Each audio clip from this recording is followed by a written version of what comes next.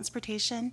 Thank you for allowing us your time out of your busy schedule to listen to the findings of our study, our Inter-Island Ferry Feasibility Study and Sustainable Transportation Master Plan.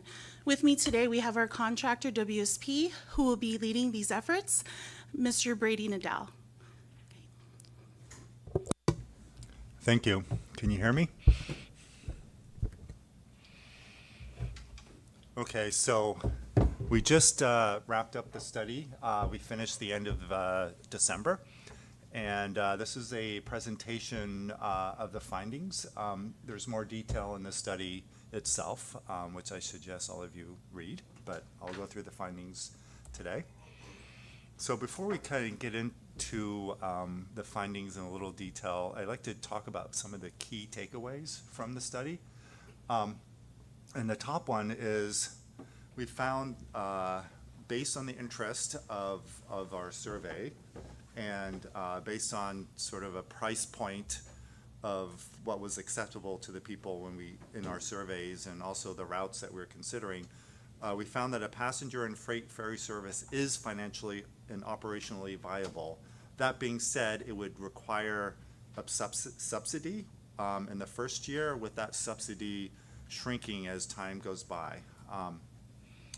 And as part of this study, we actually held some pretty rigorous surveys. We talked to CNMI residents, all 3 islands. We also talked to tourists who came to and from CNMI. We talked to Guam residents and tourists who went to Guam. And based on all of these surveys, and also we had more kind of qualitative discussions with key stakeholder groups.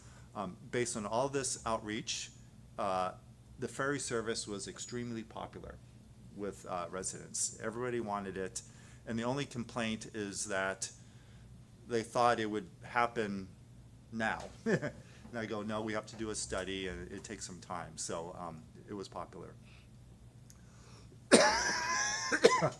So where we're at right now is we finished an FTA-funded feasibility study. This is just the beginning. Yet there's a lot of work to actually stand up a ferry system, and we're estimating a 2 to 10 year time horizon, depending on how fast you can get money and how fast you can actually get funding and implement it. Also, part of our study is we looked at the COTA surface transportation system that's already operating. And part of our study with that is that with the COTA fixed route transit services, that would actually support ferry service ridership. So part of our study was looking at the expansion of the buses and having them stop at the ferry terminals so that you could actually get from your home to the ferry terminal without a vehicle. Now, as we'll get into the presentation, starting a ferry service requires a lot of money, both capital money and operating costs, and I'll get into that in a bit. So standing up a ferry system would require quite a bit of effort with getting grants from USDOT and various funding sources, and really developing a detailed financial plan to make it happen. Now, in terms of the capital costs, it's not just buying boats, it's also doing improvements to the seaports, because that's where the ferry terminals will be. And these are, will be, good sized ferry terminals, because as I'll talk about later, the ferries will not just be for passengers, but for vehicles as well. So you have to have an area to drive your vehicles on and off the ferries. And then we're looking at 3 purpose-built vessels for this system. What makes the ferry system viable is we looked at connecting CNMI and Guam. And one of the big routes is between Rota and Guam. Because it's between 2 government entities, certain elements, custom elements and biosecurity elements need to be harmonized so that it doesn't take all day long for you to get your vehicle off off the ferry in Guam and vice versa in CNMI. So there needs to be some coordination with Guam to make sure policies and regulations and requirements support the ferry going between the two governments.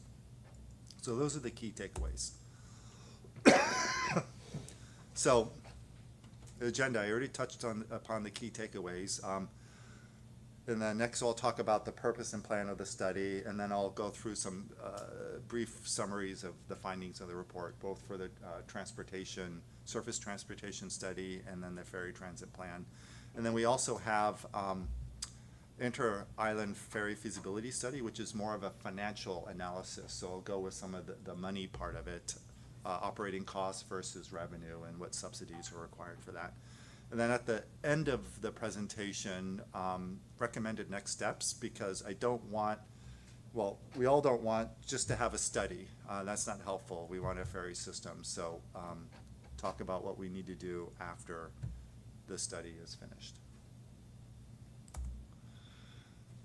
So the purpose of the plan and study is build on the partnership between CNMI, COTA, and the Federal Transportation Administration. This study was funded by FTA, and they've expressed interest and willingness to Alfreda to support a ferry system. But really the first step is this study. Then you can kind of move to the next steps of getting funding for boats, getting funding for ferry terminal improvements, and all the capital improvement costs. And again, this study does support getting those funding for the ferry, because there's a lot of data in here that would support a grant application. In fact, FTA requires this study to start funding some of the capital costs.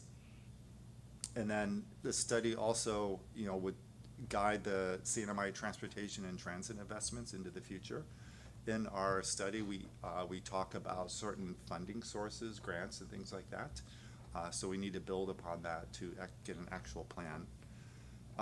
And then one interesting part of this study is that since we're doing a lot of the financial analysis for a system that doesn't exist yet, we based a lot of our usage and interest and volumes of passengers based on these surveys. And it's based on the surveys and populations. So that information really is the basis for a lot of our financial analysis. And then a big part of this was the CNMI exists in a particular sea state with waves actions and wind action, and an analysis of the percentage of stormy days versus not stormy days, and that really drove the choices of what kind of vessel we're looking at. So just briefly, we have the Sustainable Transportation Master Plans, which are two parts: the transit plan, which is the roadway transit plan, which is around the buses, that's the RTP, and then the ferry transit plan, which is talks about the ferry system in terms of COTA's authority, organization, and a description of the types of boat that we want to that needs to be pursued. And then the last study is more of the financial analysis of the ferry system and how it can operate it in terms of operating costs versus revenue and things like that. So let's touch upon the roadway transit plans. So the blue line is a existing line that's in place already, and the green line is a line that is planned and will be open shortly for COTA. And one of the things we found out with our surveys is that the transit system is really well known. Like, everyone sees the buses driving around, there's a lot of awareness. Even tourists, you have tourists coming to CNMI and they Google Transit, and they knew about the buses. And so you could see 93% of residents were aware of the buses and 40% of tourists. That being said, not many people, or not as many people who are aware of it actually ride the service. And so there needs to be more awareness campaigns to increase usage of the existing service. And one good thing is with Alfreda's leadership, there's no local funding for operations. She gets operations funded by FTA and things like that. So that's good.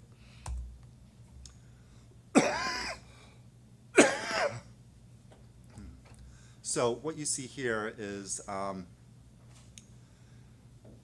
of what the existing system looks like.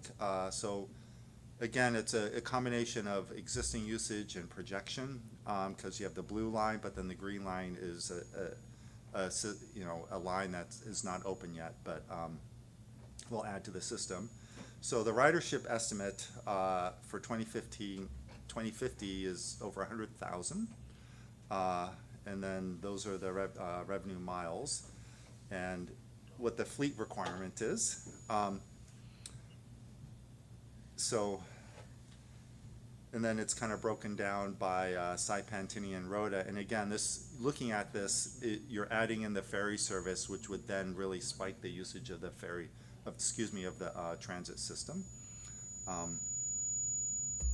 So the transit system and the ferry system are symbiotic. Like if you had the ferry system in place, that would really help the road transit system, and then the road transit system really helps the ferry system. So that's the key takeaway here. Now, with the current system, there's certain transit reliability improvements that can be made. Right now, it's just on one corridor, and so that can be, since it's on one corridor, you could have constraints with congestion and other vehicles that could slow it down. And this can constrain route flexibility and increase the risk of congestion. So as the system expands into other roads, that would help that. There's increases in demand during community events that can disrupt regular service. So there might be an opportunity to have dynamic schedules around festivals that would help. One thing that's done in the States is buses face delays at intersections because of signal prioritization is not geared to buses. At a certain point, that might be something to look at so that bus travel time is quicker. And then construction zones always disrupt buses. And then if you implement some technology, GPS tracking and things like that for the buses, that would help with ridership.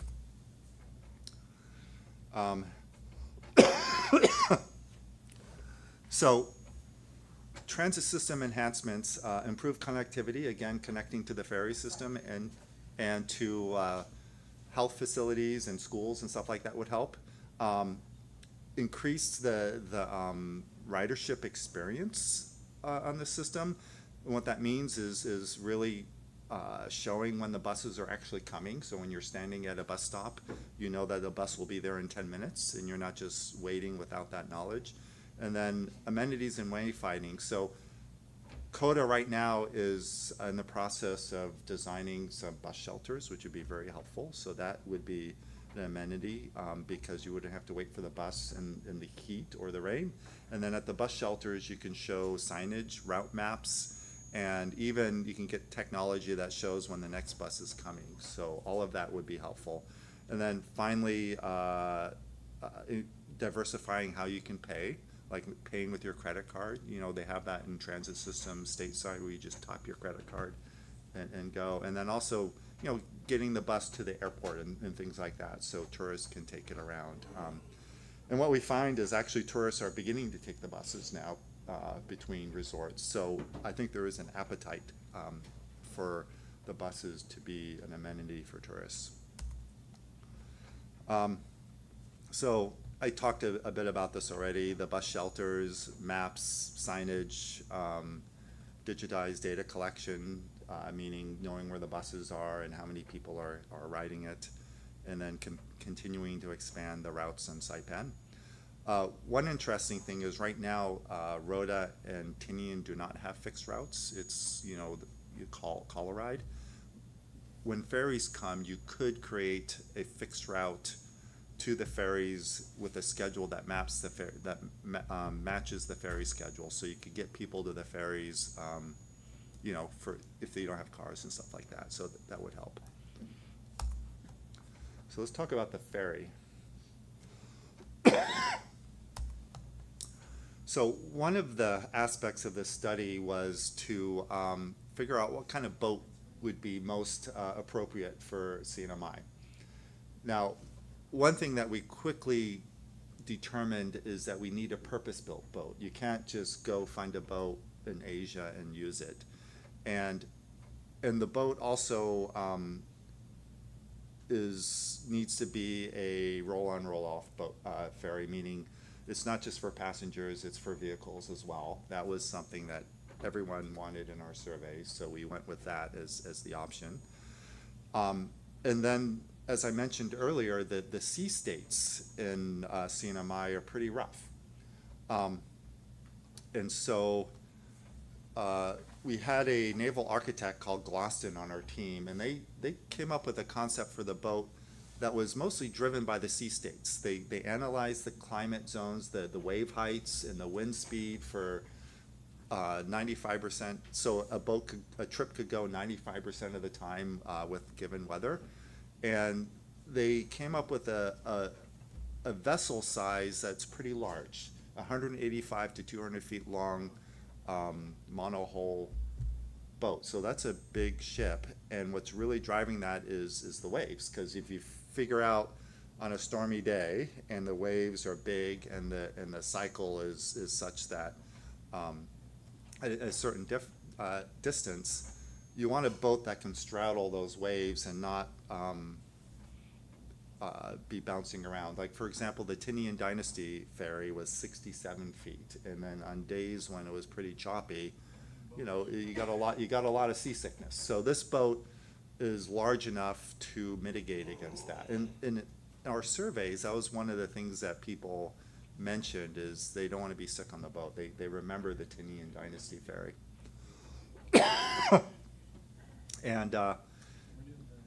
And so with the boat size for wave action, it's a pretty big boat. It could hold up to 150 passengers and up to 15 to 18 vehicles. And then it could have amenities. You know, it could have a lounge, it could have a restaurant, it could have a place for kids to play. And so it could be a nice experience. Even if the ferry's longer than a plane ride, it would be an experience that would not be unpleasant.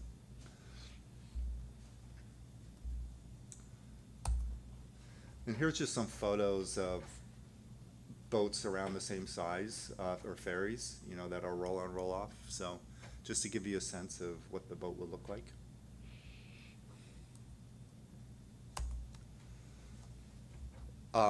So for the ferry terminals, most likely they're going to be at CPA seaports. And the map you see here is Saipan, and showing the buses connecting to the seaport. And again, the ferry terminals are best suited to the Port of Saipan, Tinian Port, Rota West Harbor, and the Port of Guam. And we develop layouts of the ferry terminals, which I'll show shortly. And because they're at CPA properties, moving forward with the ferry system would require close coordination with CPA. And then again, the ferry study looked at going to Guam, and that's very necessary for Rota. And so it will require coordination with Guam and harmonizing customs and biosecurity. Here's a ferry terminal location, Rota West Harbor on Rota, and then at the Tinian Harbor in Tinian. And here's looking at the layouts in more detail. This is the Port of Saipan, and we're looking at the Able dock, which is the dock that's more to the south. CPA had a master plan where they looked at a ferry terminal located at Charlie Dock, but since the ferries need to go daily, and at Charlie Dock they have either cruise ships or other ships or even military ships dock there for a few days, having a ferry terminal at that point, at that location, wasn't quite ideal given CPA's operations. And so we're looking at a ferry terminal at Able Dock. These terminals are actually not small because you need space to have vehicles line up and get onto the ferry, and then space for vehicles to get off of the ferry. And then we're looking at a building, some sort of terminal where you can collect tickets and wait and maybe have some refreshments while you're waiting for the ferry. At Tinian, we're looking at the ferry on Wharf 1, and that's kind of at the entryway as you see there. You'll have parking outside of the active port area, but you still need the area for vehicles getting on and off the ferry, and also a building for, you know, collecting tickets and shelter and things like that. One of the challenges with all these ferry terminals is actually the parking, because you could understand that you want to go to Rota for a few days, you drive to the ferry and leave your car. So you need to have parking area. And again, you also, in these ferry terminals, need a bus stop, because you'll have the buses circle through and drop you off at the ferry terminals. So that's Tinian. And again, we have to coordinate with what the DoD activities are at each of the ferry terminals. This is Rota. Rota would need the most improvements. Right now you have berth 1 and 2 as 2 separate berths, but you would need to connect them.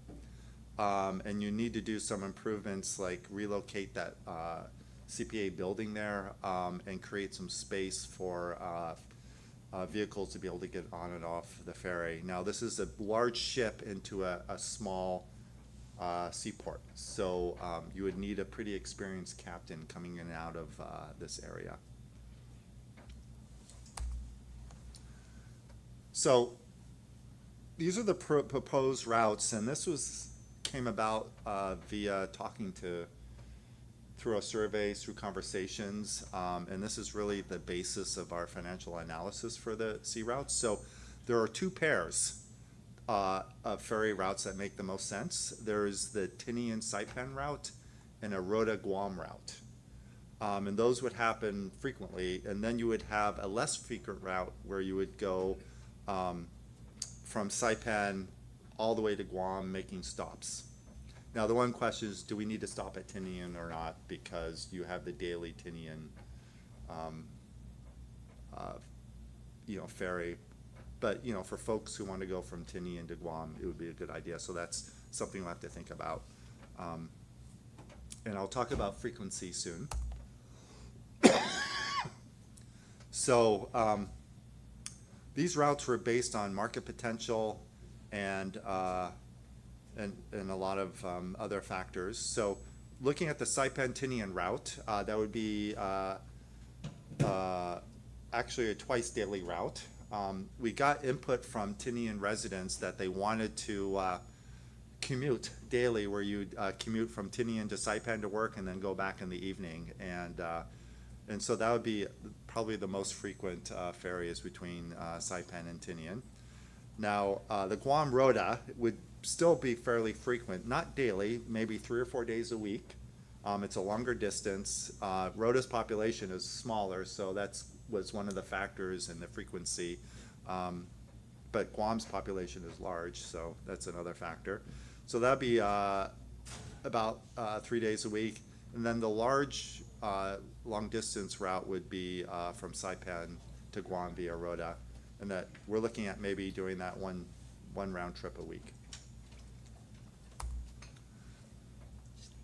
Oh, great, thank you.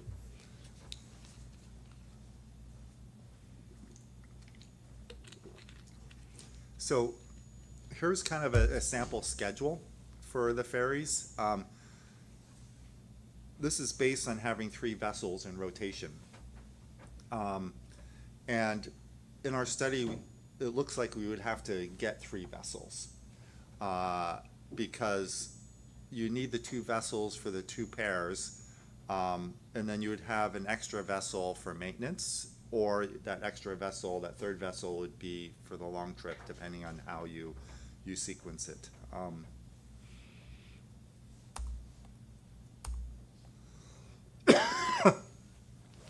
So we're going to get into the money part of it.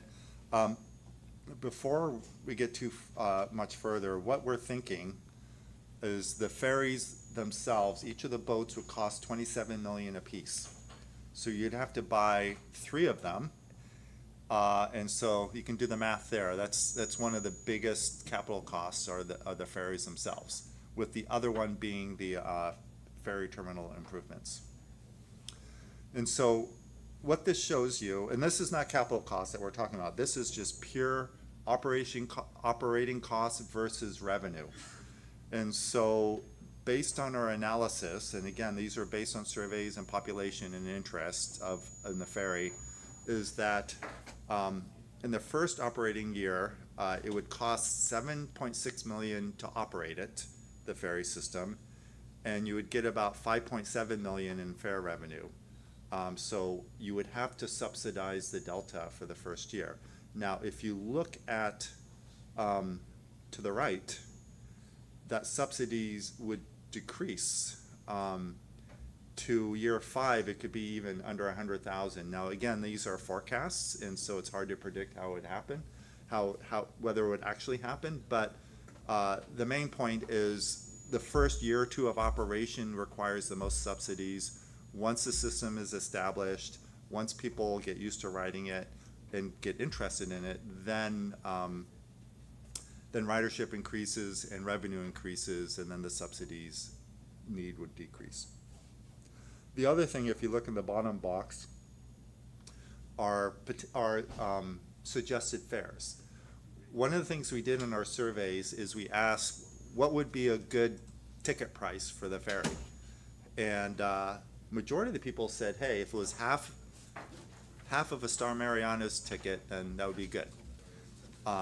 Some said a little less than that, some said a little more, but that was kind of our sort of median price that we assume for a ticket, and that's kind of the basis for our revenue. Now there are costs for bringing your vehicle on, and then there are costs for bringing your commercial vehicle on, which will add to the revenue. You can see the bottom statement that no ferries in the U.S. operate without subsidies. So having a ferry will be close to being self-sufficient, but it won't be completely self-sufficient. There has to be some sort of funding source as a subsidy, whether it's my government, whether it's federal government, that's yet to be determined. So.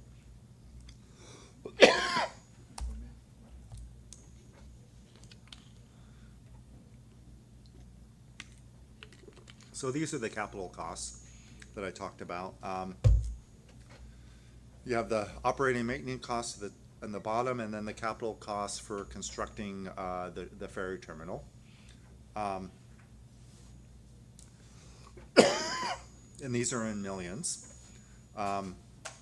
So this is the amount of money that's needed to improve the CPA facilities to build a ferry terminal. And then you can see the line that each of the vessels would be about just over 27 million for each vessel.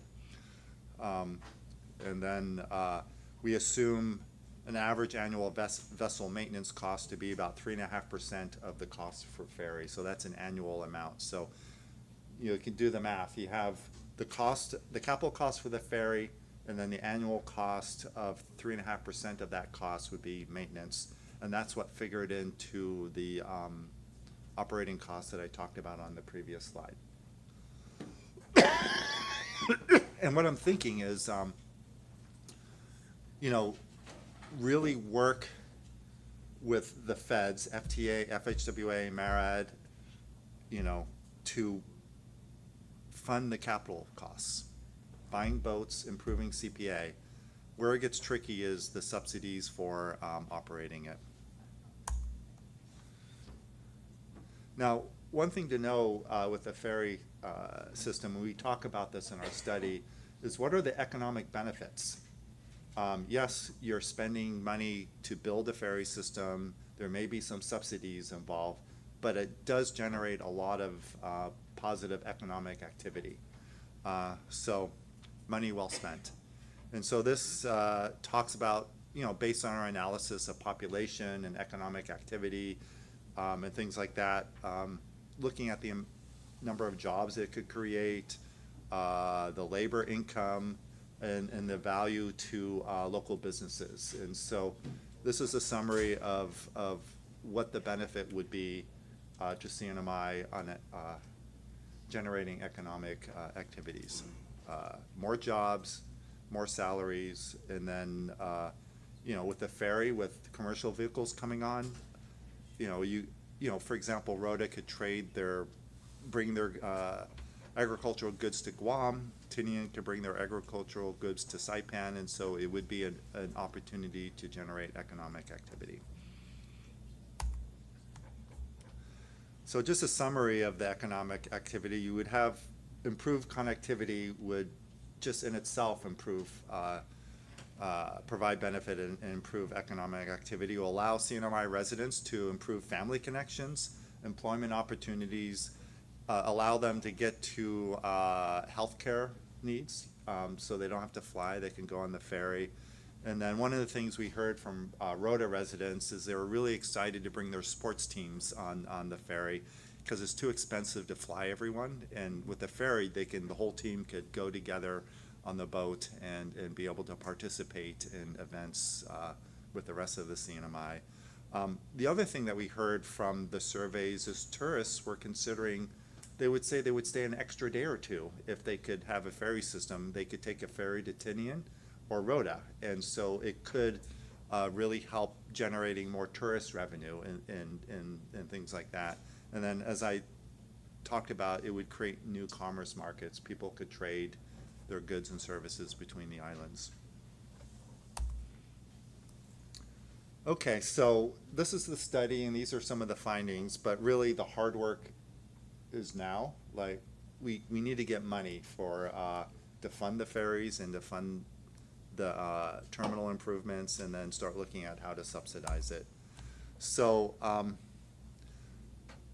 one of the first steps is maybe look at, should COTA become an autonomous agency, since they'll be running a system that generates revenue. Now, to be able to get FTA funds for the boats and the next steps, that money is usually for ferry systems that already exist. This ferry system is brand new, it doesn't exist yet. So it requires congressional action to allow CNMI and COTA to get this FTA funding. And the requirement to move on that is actually having the study. And I know the Congresswoman has already made moves to make this happen. Now, we have to develop a comprehensive funding plan, like what grants are we going to go after, what the timing is, et cetera, and then prepare those grants. Now, one thing is we just had this forum in Washington, D.C., where we met with a lot of DOT agencies, MARAD, FTA, FAA. FHWA wasn't there, but they would have a role in funding this. And so really identifying the grants in a mix of funding sources that could be devoted to the capital improvements, getting the boats and improving the CPA facilities. And once you start getting the funding, then you could start the design. In this forum the other week, we already talked about getting funding to fund the terminal designs and the boat designs. And so that would be the first steps. And once you get that money, then you have to hire a boat designer and then start designing it, hire a designer to improve the terminals. And then once that's underway, you would start pursuing the capital costs to actually build those elements. One of the elements that we looked at the study is how are we going to operate the system? Is it going to be the CNMI government, or would COTA want to hire a private operator, put out an RFP with pretty stringent requirements, and supply the boats, but then have a private operator run the system, collect the money, maintain the ships, and be somewhat financially responsible for the system. So that could be an approach that needs to be considered. Since these ferries will be landing on CPA property, there needs to be some co-op agreements and agreements in place between COTA and CPA, so those need to be worked out. You know, what's the revenue sharing, who's gonna have responsibility for maintenance, even to like if you have a concession stand at the ferry terminal, who's gonna run it? Is it gonna be COTA, private ferry operator, or CPA? You know, things like that. So if you go the route of a ferry operator, you have to prepare a really detailed RFP for that. So you do that and then procure a ferry operator. And then here's where it gets tricky. So you've got the money to build the boats, you got the money to build the ferry terminal, you got your agreements in place with CPA, and it's built and you're ready to go. Where's the subsidies gonna come from?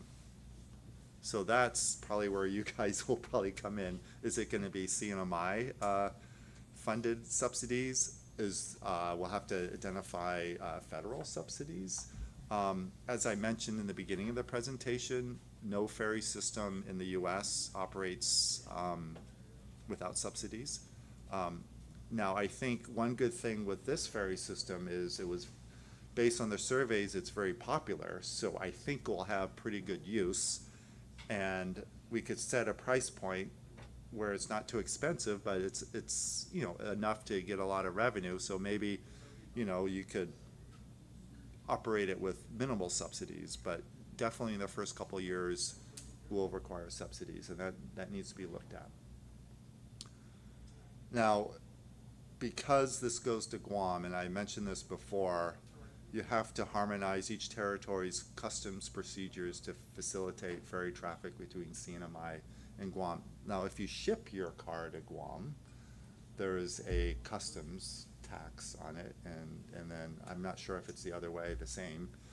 So if you're taking your car to Guam for a few days, you don't want to pay a custom tax, but you know, there's also different levels of vehicle inspection between Guam and CNMI. So all of these sort of regulatory questions need to be worked out between Guam and CNMI and harmonized. Now, you know, these ferries need to be maintained. You know, you could do a lot of the maintenance just in port, but there'll be occasions, probably every 3 years, where you have to take the boat out of water and do a full-on inspection. And so identifying where that will be a challenge. I know Guam used to have that kind of facility where you could take a boat out of a big boat out of the water and put it up and really look at it. But that facility got damaged in I think Marwar, so they no longer have it. It would be good to have it on CNMI, but it would require identifying a location at a CPA facility and then basically building it, which would require a lot of money, so that's another cost. So finally, just things to think about is a timeline for implementing the ferry system and going through all the steps I talked about. What Alfreda and I have talked about, there needs to be kind of a working group, multiple government agencies that really champion it, because if no one is championing it, it won't happen. And so develop a ferry working group to champion it and work on the grants, work on each step, you know, figure out the money, all of that. And then as you're moving forward, you want to keep the ferry system in the public mind so that there's always interest, even as time goes into the future. So you want to build an awareness campaign around the ferry, so when it opens, that people will remember and want to ride it. So that's the end of the presentation. So let's, any questions, or do you want to talk about it? Yes. Awesome. So, you know, thank you for that. To be honest, I love it. I like it, you know, and it does make sense. And, you know, my background is naval background. Yeah. You know, and a naval engineer at that. I'm, you know, if anybody wants to support this, God knows that I will. That's a fact, because I know that there's a lot of possibilities here. I totally understand the type of jobs this thing requires. I totally understand the type of infrastructure that it needs, So can this thing, create massive amount of jobs? Yes, it can. Yeah. You know, the problem that I have with it is that, if the government runs this thing, I can almost guarantee 1,000% that it'll be a political dumping ground for people that have no business in this type of industry. You know what I mean? So I believe that it should be, publicly owned, but privately operated. Yes. Because God knows that we don't want any government agency to start transporting goods and whatever to another island and then be on credit. Yeah. You look at where the government puts us in the situation: credit, and never pay. Right, I'm sure you found that out in your study. Yeah. right. So, publicly owned, but it has to be privately operated, and if anything, autonomous. Yeah. And this type of program or institution should have a dashboard. Every money that goes into here, any cargo that moves around, it has to be shown so that the people can go in there every day and look what's moving and what's not. Because if, let's say, for example, that in Rhoda, there's a lot of agricultural goods. And to fly it here costs a lot of money, and the weight capacity is extremely limited. But something like this should really help, and it could go in both directions to Guam and the CNMI. So would it be very beneficial for Rhoda? Hell yeah, it will be. And the ability to be able to travel, at the same time, spending time in the water, it's an awesome thing. But I would really, really like no government, no. Yeah, I think most ferry systems in the U.S. are privately operated. And it's kind of a public-private partnership where the government would supply the boats and kind of get the system Running. or not running, but kind of get the infrastructure going for it. But Right. then it would be turned over to a private operator. Right. Yeah. And then the other thing too, because understanding how the harbors here are extremely narrow, and the draft is not as deep, and we don't want it to be too deep. So, if anything, I know that Korea has are like one of the best boat builders or ship builders around the world, and at a very probably 75% less cost than if you were to buy it in the U.S. Yeah, So- what we're looking at is foreign shipbuilding, either in Asia or South America, but it would have to be able to be U.S. flagged. So Right. you would have the pretty stringent U.S. Coast Guard inspections Absolutely. and stuff like that. So. Yes. And then this type of boat, I'm glad that you said that it has to have two props, two engines, and it needs a bow thruster, Yeah. because the space to maneuver in such a tight, channel, especially in Rhoda, it becomes very dangerous when you don't have that maneuvering capability.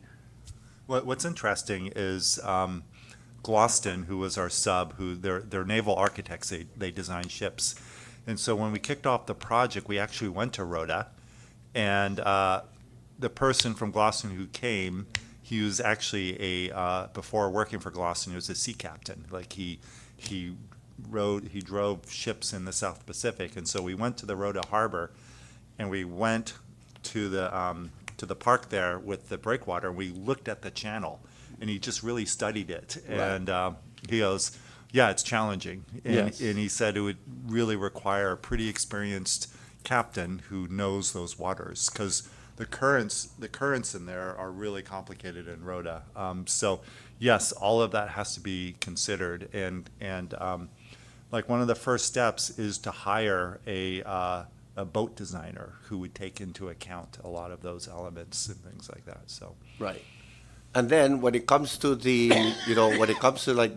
maintenance, of the boat, I hope and I wish that you know, the U.S. military can help out with this because they could take, you know, the Tanapak Harbor, right?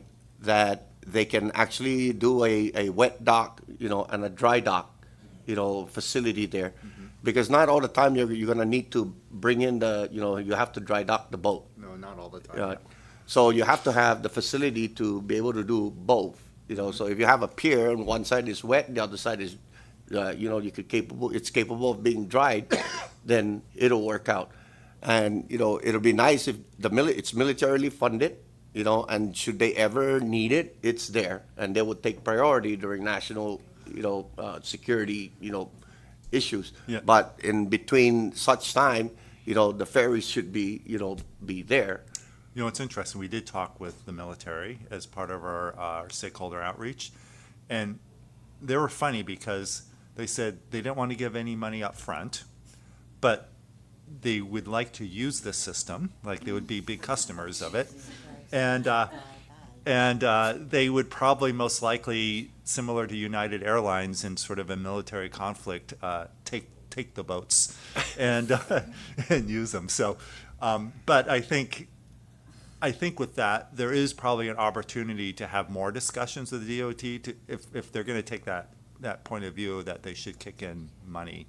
And maybe they'll kick in money, maybe they'll help with the subsidies or some of the maintenance costs. But they're pretty clear that in terms of capital costs, boats and ferry terminals, they were not interested in funding that. And maybe we could, you know, like with a public-private partnership, you know, get somebody to help build the pier, build the facility. You know, I mean, if it's not maintenance season, then they could still use that as a dock, you know, and then if it is maintenance season, then we maneuver around with, you know, coordination with CPA. Yeah, I know there's private operators who love to just go find a boat somewhere and start running the ferry, you know, just based on whatever boat they can find, which may be useful while the system is being developed. But I think a lot of the private sort of operators who have this idea, it's a good business opportunity, but it's not thoroughly, totally thought out. Like, you know, if the boats are too small, then it'll be like the Tinian Dynasty, and it'll be kind of an uncomfortable ride, Right. and things like that. So, and then just the improvements at CPA facilities, where would a regular ferry come into? So, Right. And the last one is, where is the Merchant Marine Academy in providing the, you know, personnel to be able to work on these, you know, vessels? good point. There's one in California. Well, there's one here. Yeah, they got yeah, decommissioned. true. Yeah, you could, actually, we talked about They that. got Yeah. You could include a whole, really The Merchant expand the Marine. merchant marine educational program at NMH, and so that you could really start training the local folks to meet the requirements. So that's a good idea. Well, then maybe we should get Captain Mike to recommission it again. I think it was under federal funds, President Trump decommissioned that part of this area. Well, then maybe we should talk to them again. Yeah. Yeah, but why have it in Guam when we can use it here? Thank you. Thank you. Thank you, Rep. Colbert. I love how we have these sidebars. Excuse us, we get excited sometimes. Anyway, thank you. I'd like to recognize Senator Cruz from Tinian. Okay. Thank you, sir. I know that I came a little bit late, but talking about funding, I see that also requires congressional approval. I know that there's money at the U.S. Department of Transportation. As a matter of fact, when we visit with Senator Poe, Senator Snyder, there's a lot of funding for water transportation at Washington, D.C. Department of Transportation. Yes. And I totally agree with Congressman Adon, because we were told that if that funding is applied, it has to be, the government has to purchase the vessel, but it has to be run by private, Yes. because government is not designed as a business agency, but it's a private, public partnership. So you mentioned about subsidies. I think we should explore what they have there at the Department of Transportation, whether it's enough to purchase the vessel, and if it's enough, then we don't have to worry about funding or subsidies, because they have that. They said it's been sitting there for the longest time and never been Yeah, applied. So I don't know whether those funding still there, but if it's still there, I think we should tap into that. Yeah, I mean, that's something that Alfredo, with our support, will have to really explore is what is the funding plan? One aspect of this, which I didn't mention, is you have the Marine Highway designation now that CNMI spearhead. It's between CNMI and Guam. And what that does is it opens up MARAD funding for this. So it's not just FTA or FHWA, you can get MARAD funding. And since we're looking at a ship that would be carrying cargo, you can get MARAD funding around cargo. So that opens up another a revenue source as well, so. And in addition to that, I asked this to that Assistant Secretary of the Department of Transportation that in the event that we don't have the vessel, can we utilize that funding for fuel to subsidize private vessels to operate and give service to the inter-island? And they said it's allowable. So Okay. that's another way to to give service to the inter-island. If we don't have the funding to purchase the vessel, we can use that whatever is there. We can use that funding to subsidize the fuel for the private vessel to So this is US DOT funding, FTA funding? the U.S. Department of Transportation. Okay. Got it. Thank you, Senator Cruz. At this time, I'd like to recognize Senator Manny Castro.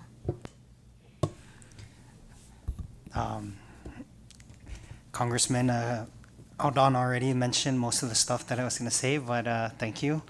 All I wanted to just add on, in addition to what he said, was USDA Rural Development funding assistance. I know that in Guam, they use some of those rural development for their ports, so maybe we can also look into tapping that for each. And given the fact that, let's say for example, for the Rhoda line, there's a lot of produce going via air freight, and even on between Saipan and Tinian, so it just works hand in hand. Thank Yeah. you. That's a good suggestion. And in the forum that we held a couple weeks ago in Washington, we talked about USDA funding, both loans and grants, as a source of funding for some of these improvements. Thank you, Mr. Nadal. At this time, I'd like to recognize Senator Paul Manglonia. Thank you, Chair. Back in 2014, the Guam legislature passed their resolution 279-32, and the CNMI Senate passed resolution 18-26. This was in 2014. So I just want to know what's your role here in COTA, because you were established around that time, right? The COTA? Oh, 2011. So my point, my worry is, we're discussing this again. I just want to know, I guess, what's your role and COTA's role so that we don't drop the ball? Is there, because even that was Tom Camacho that was heading it before, and I know that he wrote to me one time and said that he's meeting with the Guam Regional Transit Authority to initiate a plan to discuss forming a regional public transportation advisory committee that will respond to the call of the resolutions. So, in other words, we gotta not drop the ball, right? Just keep moving on. So, but my main point actually is that we need to work with Guam. Would that give us a tremendous advantage in getting funding, federal funding, because they like it, they want to work with us? So, can we make this a team effort? I hope so. I think that would be a good idea, but it would obviously require leadership and to meet with them regularly. I did meet with the lieutenant governor around this study, and he was of Guam, and he was quite excited about it. And he said, Guam would kick in money, but again, you need a working group, a forum where all the entities could talk and work out who's. So doing what. why don't you put that as one of your urgent next step? I did. That I didn't see it. Mariana's Ferry Working Group. So. Oh, that's the other consideration. Is not in the page before that. I think that should be right up at the top. You're right, you're right, we should Yeah, add so we that. can work with Guam, because especially since one lake is just Guam Rota, Guam Rota, right? Yeah. So they're a key part of the $27 million vessel, right, that we're devoting to that area. Yeah, it's interesting. I mean, I guess I'll let Alfreda expand on it, but this is a CNMI ferry system, right? So I imagine that CNMI takes the leadership at getting the boats and improving CNMI ports. But maybe Guam comes in from operations. If Guam doesn't fix their port, then that lake there is not gonna work. Yeah, So I'm no. just saying, I think we should get them involved and also get their congressman to support it, work with our congresswoman, right? And maybe we got a louder, bigger voice there for this funding.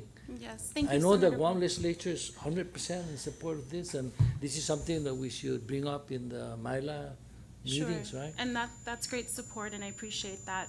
We actually, and maybe I could take it a step back. Can you all hear me? Yeah, Do you want the? Okay. So how did we get here? This was a discretional funding program through the Federal Transit Administration under the Areas of Persistent Poverty. And so FTA came in 2022, and alongside folks from FAA, FHWA, a whole delegation, the whole US DOT delegation visited the CNMI in 2022. We had the opportunity to go to Tinian, Rota, as well as Saipan. Under FTA, as COTA is, our role is we are FTA grantees. This is one division under the U.S. Department of Transportation, Federal Transit Administration. We have ferry programs also under the FTA. And so it was discussed with the FTA officials during their meeting with us in 2022 that we have a very strong case to apply for the ferry programs that we were surrounded by water. But in order for us to do that, we need the study to be in place. And so that's why this was CNMI led. Where Guam would come in, they would also maybe have to do the same on their end. They have to also carry the weight as well. We've,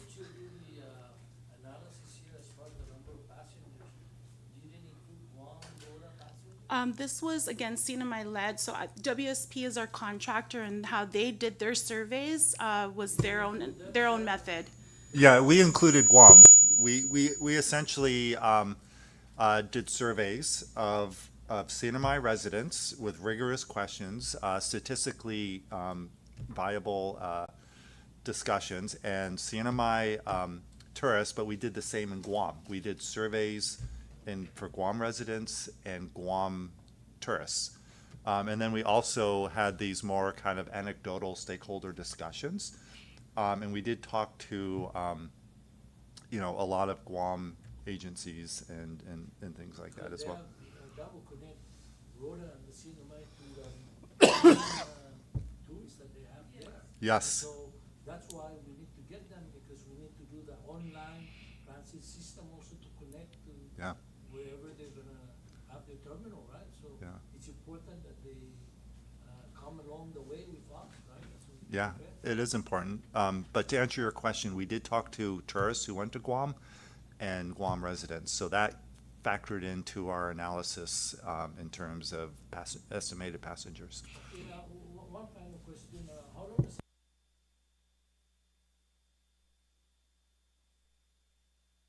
Guam to Rhoda and from Saipan to Tinian? I must have forgot to mention that. That was in my presentation. So essentially, it takes between Saipan and Tinian 2 hours.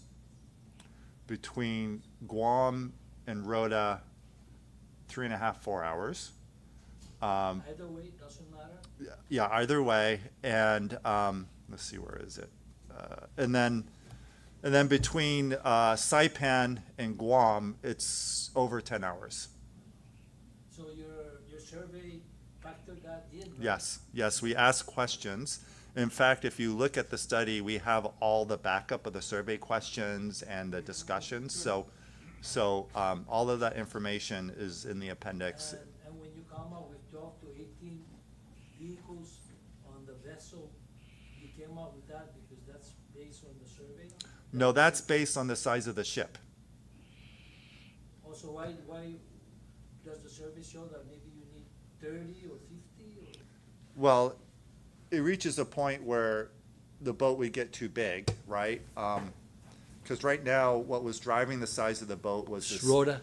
was the sea states, like the waves. Oh, And so that established a 185 to 200 foot boat. And then we said, okay, if you have a boat that large, how many vehicles can you fit in?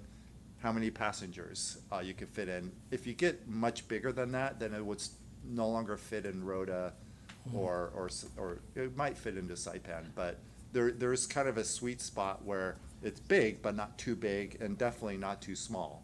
So that's kind of what we came up and with. you look at the motion Yes. Yes, we did a- sickness consideration in Yeah, we in did a that whole size? climate analysis, and what we work with COTA is we want the boat to be able to go 95% of the time, meaning like only in massive storms or typhoons will the boat not go. Okay, so to finish my last question, WSP is contracted by the Sinamay government? Yes. And how long is your contract? We finished it, actually. You so- finish it? Yeah, So- yeah. So now it's all on Freda's, Well, we're trying to figure out how to continue helping, but yeah, we're a big engineering firm, and we actually have contracts with CPA and CBMA, helping CPA on their facilities. So it was a good synergy between looking at the seaports and doing this study. So, and those contracts are still underway, but this one is completed. thank you. Thank you, Senator Paul. And Mr. Nadal, I apologize. We get excited when certain opportunities come up like this to discuss, the future of transportation. And we failed to introduce everybody. I Oh, think we met okay. the last time, but I will go ahead and introduce go ahead. myself. Thank you. The next person to ask a question would be the rep farthest left to me. My name is Rep Marissa Flores. To my left is Representative Vincent Aldon. To his left is Rep Julie Ogle from the Senatorial District 1 of Rhoda. And I will now recognize Rep Danita Yangtamai, representing the 3rd Senatorial District of Precinct 3. Representative Yangtamai. Thank you, Flor. We are so excited about this. I can picture Tinian with a lot of, the traffic during Pika Fest, and Rhoda during Gilita Festival also. Are you folks ready to receive these people and cars on your islands? Are you gonna put a limit to who's gonna be there or how many cars? So, because it's 18 cars per ferry, and then we have the round trip, 3 hours. Yeah, traffic light and toll booth. And then, I'm sorry, Middle Road, are we gonna have the bus on Middle Road as well? Yeah, we looked at That's it. various transit routes, and that was one to be considered, yes. Okay, thank you, that's all. Thank you, Flor. And then, thank you, Rep Yangtamai. And on the opposite side of me, I also failed to recognize those in attendance. And to my furthest, I guess, right, because I'm facing him, is Senator Donald Maglonia. Next to him is Senator Jude. And next to him, again facing him, he is on my left. To obviously your right is Representative Joe Flores, and next to him is Senator Paul, who also asked that question earlier, and adjacent to him is Senator Cruz. At this time, I'd like to recognize Senator Donald Maglonia from Senatorial District 1. Thank you, and I also want to recognize the presence of the Speaker of the House, Speaker Villagomez at the back. Thank you for your presentation. I don't think I have any questions right now. I think maybe a recommendation for the body to consider is if Ms. Freda and her team can also present this at the upcoming MILA, or we can provide this exposure to the Guam legislature, who will be here on Saipan, I think next month, right? And so maybe they can also start doing their legwork and trying to get this feasibility study on their end so that we can connect the two. Well, actually, I do have a question. I know you mentioned that the size of the ferry in relation to the, what do you call it? The sea state? Sea states. But have there been any consideration in terms of smaller vessels between the two shorter piers so that we can cut costs and reduce operational costs and maintenance costs in that I mean, scenario? We thought about it, and that was one of the ideas, but it wasn't our recommendation, because again,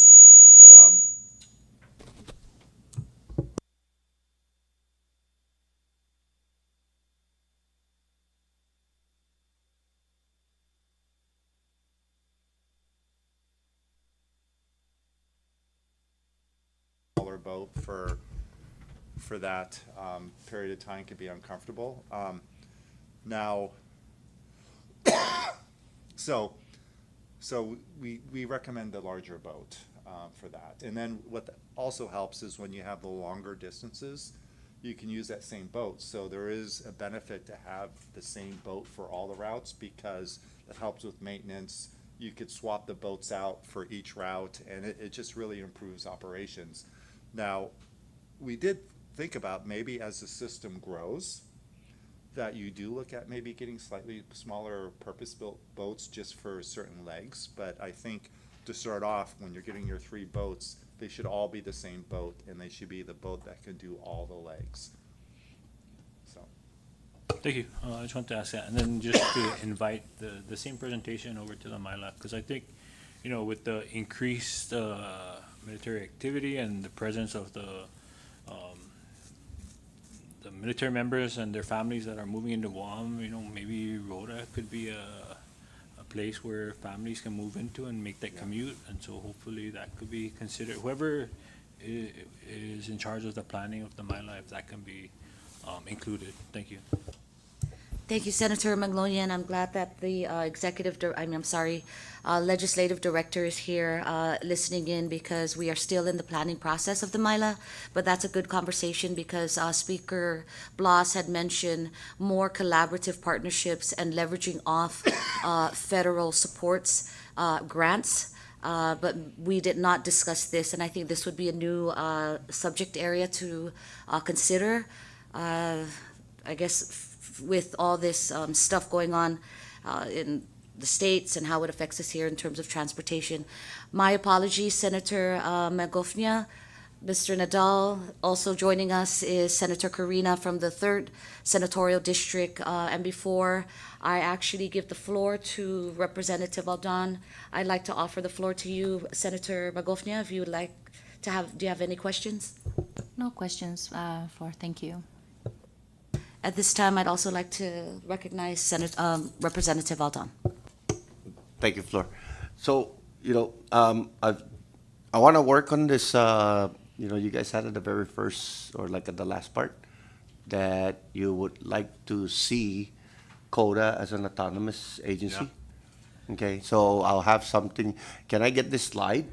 And if anything, I want to have something proposed to you by your desk by, close of business on Monday, to get this autonomous agency thing going.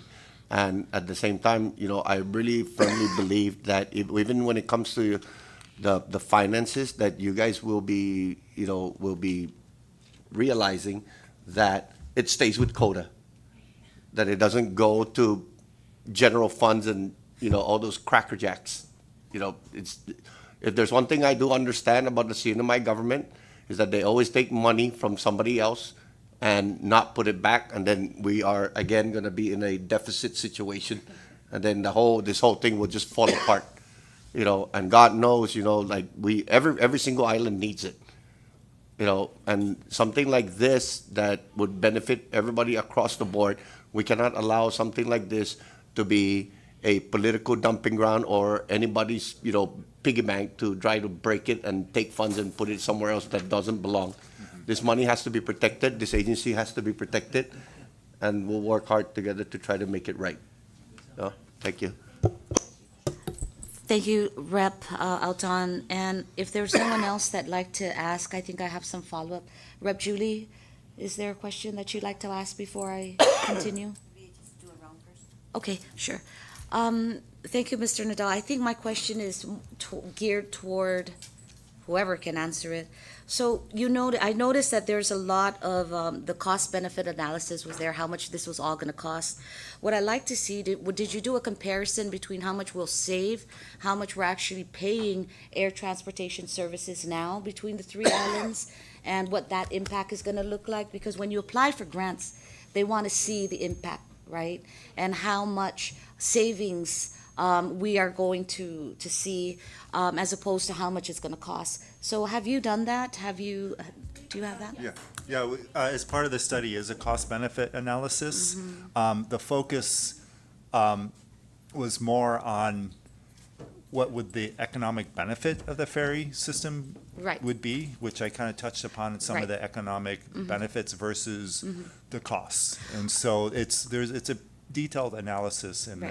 the study. Well, and the reason why I'm asking that is because you mentioned something about United Airlines, which has been a huge player in providing air service between Guam and Saipan. And then now we have MAC, who actually stepped up to plate to offer this kind of like no service, now service destination to Rota. We're having a hard time actually getting supports from the federal government because lobbyists such as United Airlines, who kind of monopolize the airspace around here, has become a very big player in really controlling the flights that come in with the only single airline. And that's why I'm asking, was there a analysis done between Saipan to Guam with the United Airlines being the only airlines and monopolizing right after the merger or the sale of continental Micronesia? I think we can go all the way that far. Madam Secretary? Oh, I thought So- you were a secretary. so- Okay. Ms. Camacho, and I think that's really important, Mr. Yeah. Nadal, because we have these questions with the federal government, and the federal government continue to tell us, even while we request and fight for cabotage, right? And this is a big problem because now we're forced almost to seek other types of transportation inter-island like the ferry system. But I want to show and I want to demonstrate to the federal government that because of United Airlines and the monopoly that they have had over the years, that should be the study here. I should be included here from that moment that they sold it so that we can see the increase in price, right?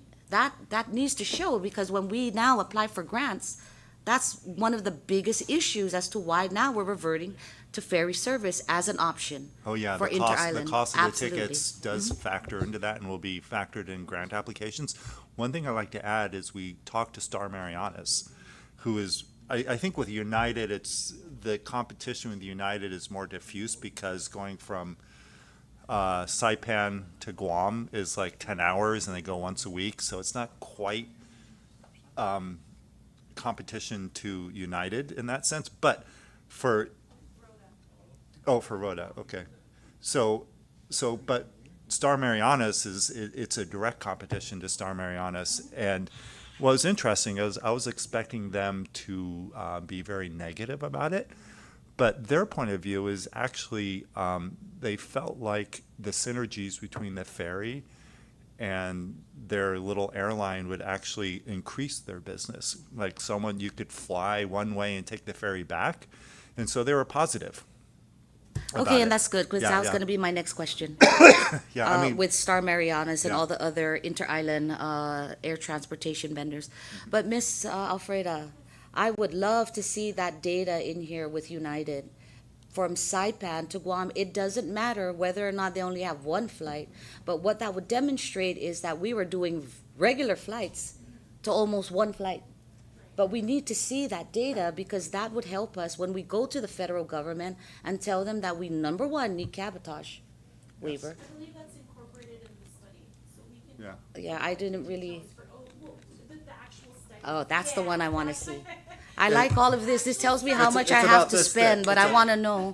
With the appendices, it's about that thick. Wonderful. Yeah. Okay. But we actually have the document. So if you could give that to, Rep Aldon, who is the chair for transportation and infrastructure, that would be great. But again, as long as that's in there, that's very comforting to me, because that would actually really help us when we go and advocate for cabotage waiver, but also more supports through the federal agencies. And gosh, let's not forget our Department of War counterparts.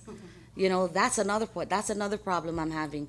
And, you know, they seem to keep talking about what we have to do and what we have to give up, but not understanding that we're trying our best. And if they don't want to front this money, then we'll figure out another way, which means then figure out how you maybe want to go somewhere else. It's fine with me too. Thank you. You're welcome. Recognize Rep. Julie. Thank you, Floor Leader. So I'm just curious, with this feasibility study, did you include those ground logistic, for example, the CBP? Because right now, just to clear passengers from Rhoda to Guam, we need a CBP officer present in Rhoda.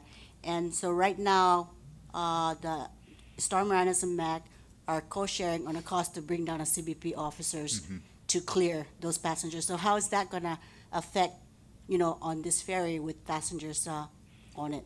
Well, we did talk to both CNMI, CBP. Well, we talked to CBP, the federal folks, and then we did talk to the customs folks as well. And so you would need a CBP person on Rhoda to process the Guam folks. So whether that means there is enough volume with the flights and the ferry that there could be one based on Rhoda and doesn't have to fly in and out, or whether it's the same thing with the airlines where the CBP has to ride on the boat with I don't know, maybe the CBP flies ahead and then receives them. So those logistics still need to be worked out, and then the costs of that would factor into the operating costs as well. Yeah, I don't think the local carriers are gonna fly CBP officers down just to clear passengers out of Guam, and they're losing customers on their end. So that has to be considered too. Yes. Okay, thank you. And if there's no other questions by any other members, I'd like to just kind of ease up a little bit to my federal partners, because I'm sure they're listening. I didn't mean that. Sometimes I get upset because they don't listen to our needs. So, Ms. Camacho, I want to thank you for coming out. Thank you, Mr. Nadal. Our staff is, as always, giving us the supports we need so that this meeting can take place. And Ms. Camacho, any last words that you'd like to say? Well, you know, thank you so much. Thank you very much for everyone's time this afternoon. Again, this is just the starting point, and I'm very grateful for the support and the excitement. And there is a long road ahead of us. There's a lot of, I can't take all the credit. We have a really good team. Our contractor did their due diligence. This is a makeup of a lot of government agencies that is going to make this happen, and that includes yourselves. And so my hope is that we could work together, you know, work out the nuances. If there are any questions or follow-up questions after this, I'm always available to answer any of the questions that you may have. Again, this is just a study. Now we have to put it to work. And so I'd like to assure all of you that we've already started some of that work. And so now it's just identifying what are the priorities for the airport, the seaport, and how to incorporate this ferry system. Do we want it? Everyone says yes, but to do the work, everyone's gonna have to do their part. And so my hope is that we can continue this synergy amongst each other. And please, our office is not mine. It belongs to everyone. And if there's any questions or concerns, any improvements that we can, make, please come our way. I know everyone's talking about the bus shelters and routes, and with respect to the land transit side of this program, we're very new and we're fully federally funded, and we're phasing things the best we can with the 1.3 million we get every year. And so we're really trying to do our best. We're trying to expand our services to Tinian now. So Senator Cruz, I hope you take a ride with us very soon. We're coming to you. And you as well, Senator Hofschneider. He's been, Senator Hofschneider's have been he's been visiting our office very frequently, trying to help us get the legwork mapped out so that we could bring our demand services to Tinian. So we've already started in Rhoda. Our work doesn't stop. And so to be able to now venture into the ferry bit of it is quite a beast. But with your support, with everyone's support, it is very doable. And so we want to thank you all on behalf of our team at the Commonwealth Office of Transit Authority. Thank you. Thank you, Ms. Camacho. And on that note, thank you, Mr. Nadal. Thank you to our senators and our reps that are here. I know that our chairman for infrastructure and development is very much passionate about these types of things. And if you can, please provide him with the information on the study. I know that he had already mentioned something about maybe a resolution to get you started off and to establish this working group. We'd be more than happy to do that. We know, and Senator Maglonia mentioned something about MILA, which we'd love for you to kind of expand this conversation because the military will also be there. And, you know, I have to say, I might have pissed off some people because I forgot that we're on air, but I'm just saying that, you know, it's a two-way street. And we have these safeguards that allow this marriage to kind of be in harmony with each other. Tinian has a greater advantage because there's a lot of activity of what they want as far as the military is concerned. Rhoda now is coming up with its own needs, right? In terms of the geopolitics, Saipan is the base for the taxpayer, right? I don't think they want to harm us here by putting a base in Saipan, right? There's too many taxpayers on this side. But when you're looking at our other islands and our brothers and sisters on the south of us, they've got a lot of land that the military can use. But we'd like to see more of this collaboration and this money being separated between the three so that we can build the tax base so that we can improve our health care, improve our public safety. And when there's money that's being fused in the tax base, there's more money for it to go around for everybody to improve their outer islands. So with that said, thank you, Ms. Camacho. Thank you, ladies and gentlemen. I appreciate it, Mr. Nadal. Thank you so much.